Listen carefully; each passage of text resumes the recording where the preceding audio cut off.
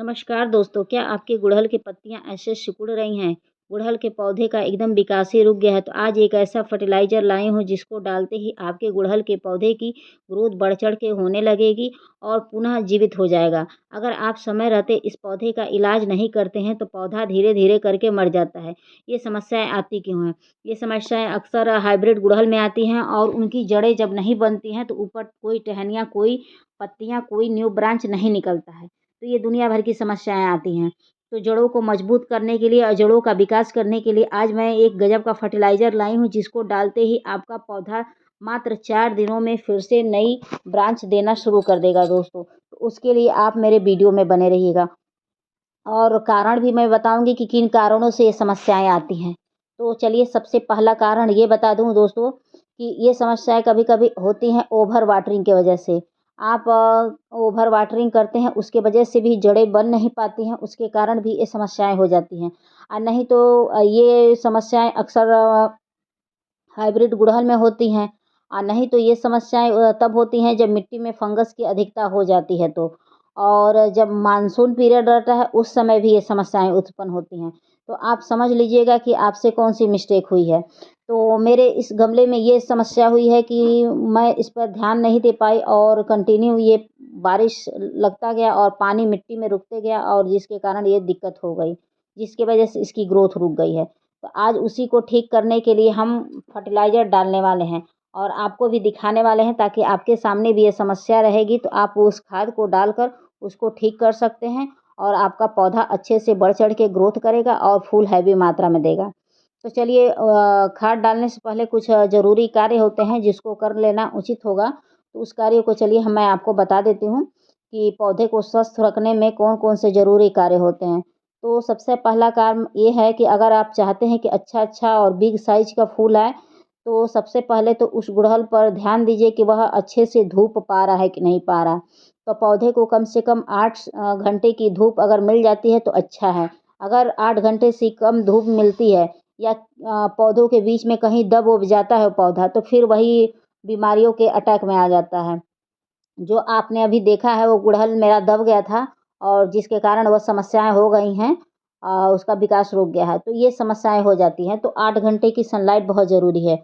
उसके बाद करना क्या है कि आप महीने में कम से कम 2 या 3 बार मिट्टी की खुदाई करिए। मिट्टी की खुदाई से ये होता है कि मिट्टी में नमी वगैरह नहीं रह जाती है, थोड़ा-सा मिट्टी अच्छे से सूख जाती है। जब मिट्टी अच्छे से सूखती है तो उसी में अगर आप कोई खाद वगैरह डालते हैं तो खाद अच्छे से सूट करता है। तो मिट्टी की खुदाई बहुत ज़रूरी होती है उसकी उर्वरा शक्ति को बढ़ाने के लिए। अगर कंटिन्यू मिट्टी में पानी भरा रहता है और सूर्य की किरणें उस पे नहीं पड़ती हैं, तो वही पौधा बहुत जल्दी फंगस के अटैक में आ जाता है, जिसकी वजह से ये समस्याएँ आती हैं। तो देख ही सकते हैं कि मेरे हर गुड़हल के पौधे पे कितनी अच्छे-अच्छे और बिग साइज़ के फूल आए हुए हैं। तो मैं आज वही आपको बता रही हूँ कि जो-जो मैं करती हूँ, वो चीज़ें मैं आपसे भी बता रही हूँ, तो उस चीज़ को आप करते रहिएगा, ठीक है? तो आपने अच्छी धूप दिखा ली और मिट्टी की खुदाई कर ली। उसके बाद बात आती है कि पानी कैसे डालना है दोस्तों। तो देखिए अगर गमले में नमी रहे तो पानी बिल्कुल ही ना डालिए। जब नमी दिखे गमले में तो पानी नहीं डालिए क्योंकि अगर पानी लगता है तो कभी-कभी ये भी समस्याएँ आती हैं कि कलियाँ फूल बनने से पहले गिर जाती हैं। अगर कंटिन्यू पानी मिट्टी में टिका रहेगा तो कलियाँ फूल बनने से पहले गिर जाएँगी, उस पे कलियाँ नहीं आएँगी दोस्तों। तो इस बात का आप ध्यान रखिएगा। ओवर वाटरिंग नहीं करना है और ओवरलोड फर्टिलाइज़र नहीं डालना है। कभी-कभी बता दें दोस्तों कि मिट्टी के अंदर अधिक खाद वगैरह का प्रयोग करने से भी पौधा मल्टीविटामिन्स का शिकार हो जाता है नहीं शिकार होगा तो वही पत्तियों बर्न होने वाली समस्याएँ हो जाती हैं। तो अगर पत्तियाँ बर्न हो रही हैं तो एक काम कर सकते हैं कि आप 2 लीटर पानी में 1 चम्मच फंगिसाइड पाउडर घोल के और छिड़काव कर सकते हैं। वह बर्न वाली समस्या को ठीक कर सकती है। नहीं तो जो मैं खाद बता रही हूँ उसको डालेंगे तो वह खाद डालने से भी समस्याएँ ठीक हो जाती हैं। तो आप दोनों तरीका अपनाइएगा उसके बाद देखिएगा पौधा आपका ऐसे ही हैवी मात्रा में फूल देगा। तो खाद डालने से पहले एक काम और करना रहता है कि जो भी ये पीली पत्तियाँ हों, उसको सबसे पहले हटा दीजिएगा। एक तो पौधा आपका ऐसे ही बीमारी से ग्रस्त है और ऊपर से ये पीली पत्तियाँ अगर पौधे पर रहती हैं, तो बहुत उनको उनकी एनर्जी वेस्ट हो जाती है। तो इसको हटा देंगे तो अपनी पूरी एनर्जी लगा देगा पौधा अपने आप को ग्रोथ करने में, न्यू ब्रांच को लाने में, न्यू पत्तियों को लाने में। तो खाद डालने से पहले ये काम ज़रूर करिएगा। पीली पत्तियों को हटा दीजिएगा, जो भी सूखे ब्रांच हो उसको हटा दीजिएगा, कट कर दीजिएगा।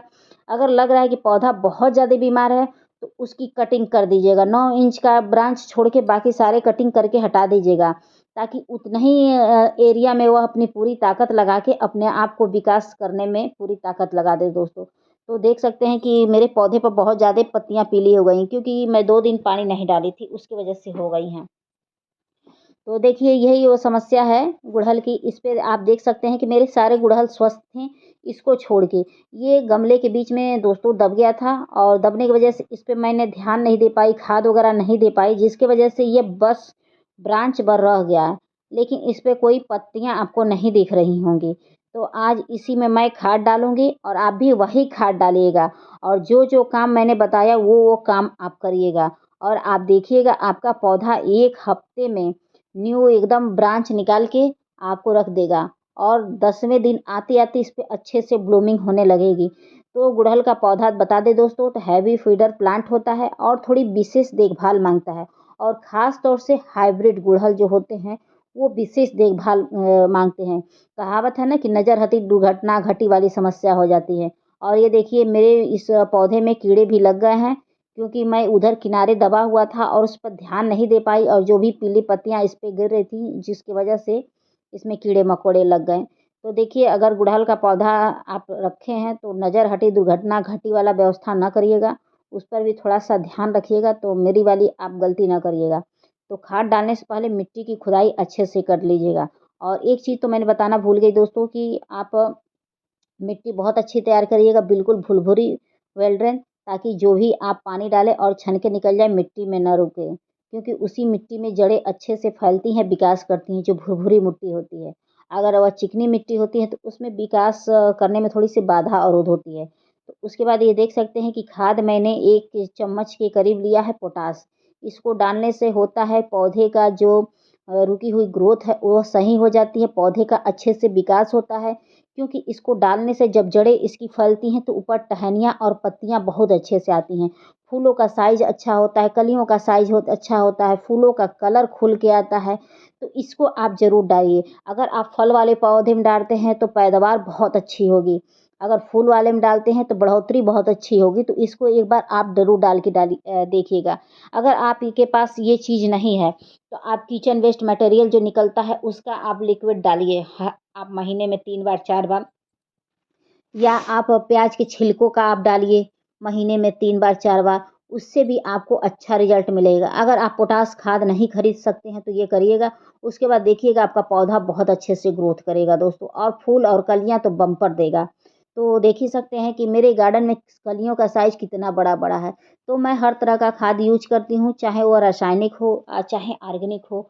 और उसके साथ-साथ जो मैंने छोटे-छोटे टिप्स बताए हैं ज़रूरी, उसको भी मैं फ़ॉलो करती हूँ, तब जाके मेरे गुड़हल के पौधे पर अच्छे से फूल आते हैं। अगर इन बातों का आप ख़्याल नहीं रख पाएँगे तो गुड़हल का पौधा लेना आसान काम नहीं है।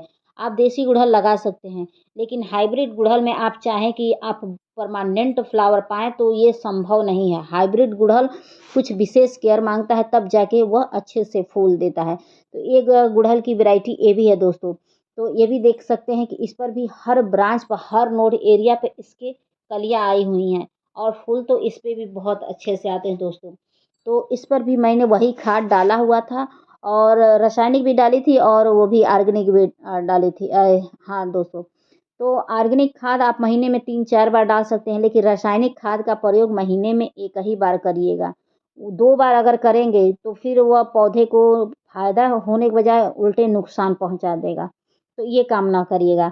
अगर पौधे के पत्तियों के ऊपर ये लाही लग जाते हैं या मीलीबग लग जाती हैं, तो उसके लिए आप 2 लीटर पानी में आधा पाउच शैम्पू घोल के और छिड़काव कर दीजिएगा। जिससे अगर चींटियाँ लग रही हैं, मीलीबग लग रही हैं, लाही लग रही हैं, इन सब समस्याओं से आपको निजात मिल जाएगा।